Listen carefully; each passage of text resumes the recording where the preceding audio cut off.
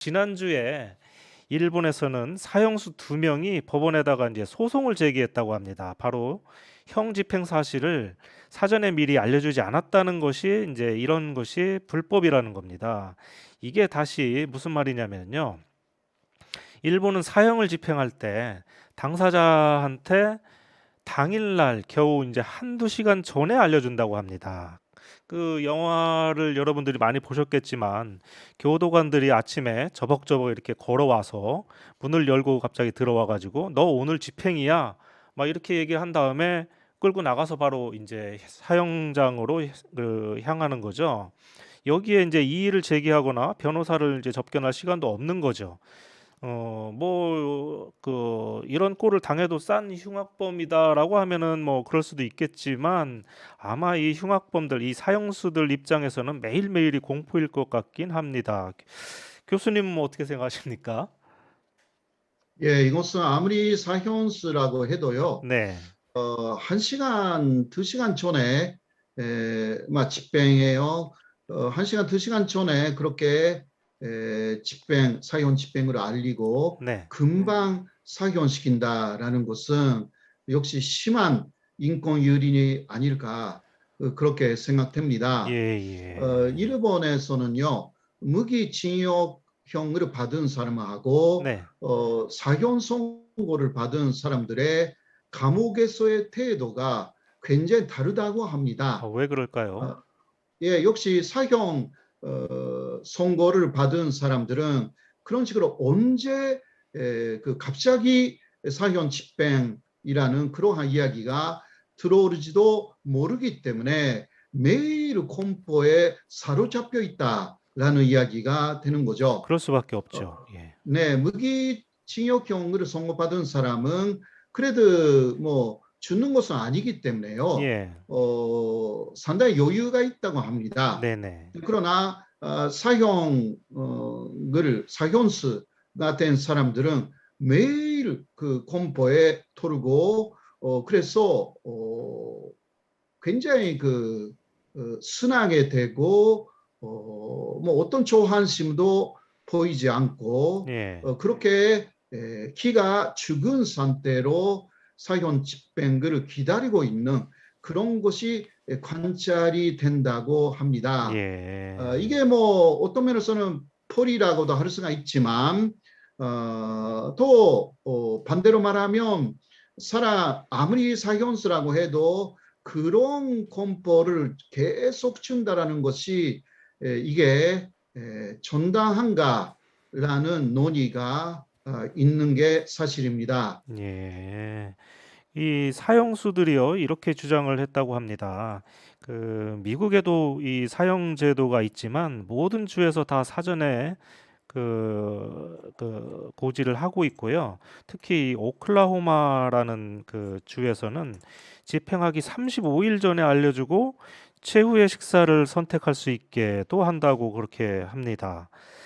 그런데 이제 일본 정부의 논리는 뭐 이렇습니다. 이 사형 집행하는 것을 미리 알려주면 오히려 본인한테 더 큰 고통을 줄 수도 있다라는 것입니다. 그러니까 뭐 일찍 알려주면 알려줄수록 그 어떤 자기가 사형이 집행되는 그러한 그 공포가 더 오랫동안 그렇게 고통을 겪을 수밖에 없지 않느냐 뭐 이런 얘기인 것도 같고요. 교수님, 우리나라는 말이죠. 벌써 이제 97년 이후에 사형 집행을 하지 않고 있잖아요. 그래서 실질적인 사형 폐지국이 되었는데, 그런데 일본은 왜 사형 제도를 없애지 못하는 겁니까? 일본은 뭐 미국 스타일을 그냥 따라가고 있다. 그렇게 할 수가 있고요. 네. 한국은 그 유럽형 스타일이라고 할 수가 있습니다. 예. 네, 또 이런 논리가 또 있습니다. 아무래도 그 사형수들에게 피해자가 된 사람들이 있지 않습니까? 예. 그 피해자들의 그 심리, 예. 그거는 복수하고 싶다라는 심리가 있다고 합니다. 음. 그러한 복수 심리라는 것을 사형으로 통해서 사실상 잠재우기 위해서라도 예. 사형 제도가 필요하다. 예. 막 이런 논리가 있는데 일본은 아직은 그러한 논리에 국가로서는 달아가고 있다라고 할 수가 있죠. 예. 일본 안에서도 사형제도, 사형 집행이라는 것을 좀 이제 그만둬야 되겠다라는 그러한 여론이 없지 않아 있습니다. 예. 그러나 아직은 그러한 피해자 측의 논리, 이것을 상당히 중요하게 여기는 게 일본이다. 그렇게 할 예. 수가 그 있죠. 일본은 국민 여론도 아직 사형제도 존속을 희망하는 비율이 훨씬 높은 것 같습니다. 흉악범에 대한 그 하나의 처벌로서 생각하는 그런 일본인들이 아직 많고요. 그러나 그렇게 사형제도가 있다고 해서 흉악범들이 많이 줄어든다라는 통계는 없습니다. 예, 예. 이게 유럽 쪽에서 계속 이러한 논리를 말하지 않습니까? 그리고 잘못하면 진짜 범인이 아닌 사람을 사형할 가능성도 있다. 맞습니다. 예. 그리고 전부가 뭐 독재적인 성격을 갖게 되면 그건 남용이 되는 거죠. 네, 이러한 부분도 좀 있고 해서요. 일본 쪽에서는 물론 일본은 민주주의 국가다 그렇게 이야기를 하지만 뭐 그것은 미국도 마찬가지고요.